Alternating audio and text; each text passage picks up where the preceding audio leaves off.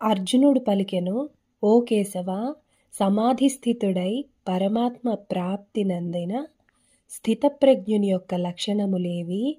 అతడు ఎట్లు భాషించును, ఎట్లు కూర్చొనును, ఎట్లు నడుచును?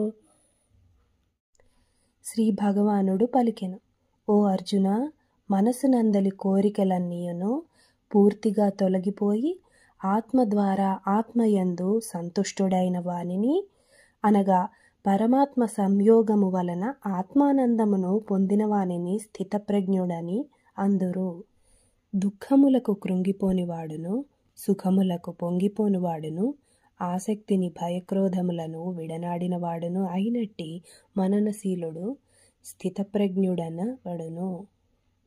దేనియందును మమత ఆసక్తులు లేనివాడును, అనుకూల పరిస్థితులందు హర్షము, ప్రతికూల పరిస్థితుల యందు ద్వేషము మొదలగు వికారములకు లోనుగాని వాడును అగు పురుషుడు స్థితప్రజ్ఞుడు అనబడును.